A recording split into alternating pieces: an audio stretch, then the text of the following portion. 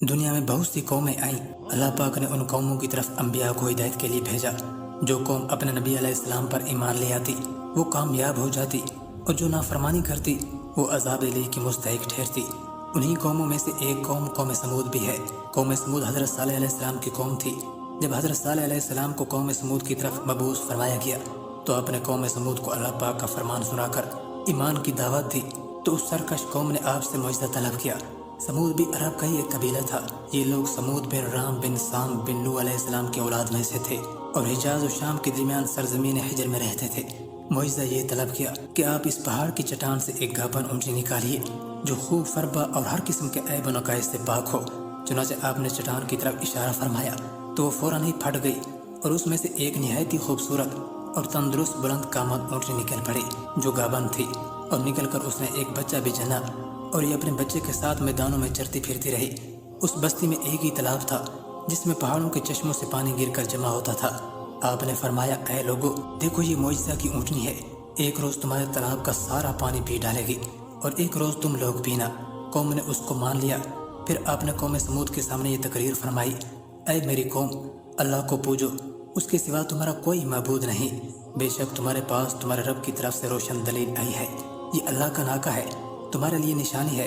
تم اسے چھوڑ دو کہ اللہ کی زمین میں کھائے، اور اسے برائی سے ہاتھ نہ لگاؤ، ورنہ تمہیں دردناک عذاب آئے گا۔ چند دن تو قوم سمود نے اس تکلیف کو برداشت کیا کہ ایک دن ان کو پانی نہیں ملتا تھا، کیونکہ اس دن تالاب کا سارا پانی اونٹنی پی جاتی تھی۔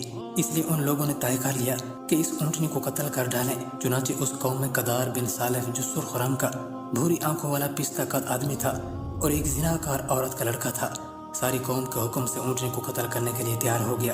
حضرت صالح علیہ السلام منع فرماتے رہے، لیکن پھر بھی اس شخص نے بات نہ سنی، اور اونٹنی کے چاروں پاؤں کاٹ ڈالے، پھر اس کو ذبح کر دیا، اور انتہائی سرکشی کے ساتھ حضرت صالح علیہ السلام سے بے ادبانہ گفتگو کرنے لگا۔ چنانچہ خداوند قدوس کا ارشاد ہے، ترجمہ، پس اس اونٹنی کی کوچیں کاٹ دیں اور اپنے رب کے حکم سے سرکشی کی، اور بولے، اے صالح علیہ السلام، ہم پر وہ عذاب لے آؤ جس کا تم وعدہ دے رہے ہو، اگر تم رسول ہو۔ قوم سمود کی اس سرکشی پر عذاب خداوندی کا ظہور ہوا۔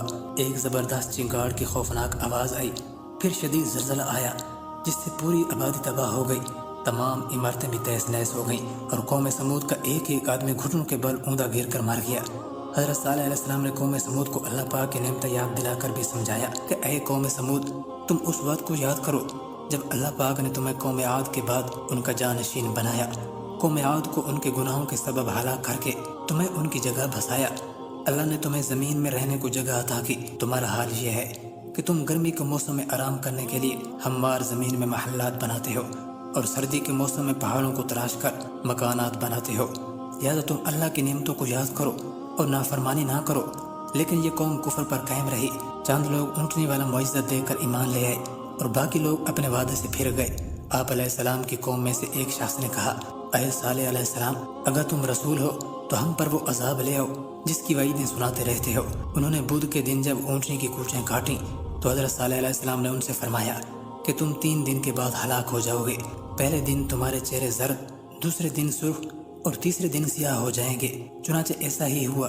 وہ لوگ اتوار کے دن دوپہر کے وقت اولاً ہولناک آواز میں گرفتار ہوئے، جس سے ان کے جگر پھٹ گئے اور وہ ہلاک ہو گئے۔ روایت ہے کہ جب جنگ تبوک کے موقع پر سفر میں حضور صلی اللہ علیہ وآلہ وسلم قوم سمود کی بستیوں کے کھنڈرات کے پاس سے گزرے تو آپ نے فرمایا کہ خبردار کوئی شخص اس گاؤں میں داخل نہ ہو، اور نہ ہی اس گاؤں کے کنویں کا کوئی شخص پانی پیے، اور تم لوگ اس عذاب کی جگہ سے خوف الہی میں ڈوب کر روتے ہوئے اور منہ ڈھانپے ہوئے جلدی سے گزر جاؤ۔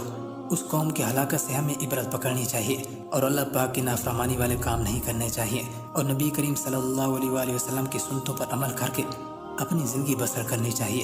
اللہ پاک سے دعا ہے کہ اللہ تعالی ہمیں اپنا اور اپنے پیارے حبیب صلی اللہ علیہ وآلہ وسلم کا مطیع و فرما بردار بنائے۔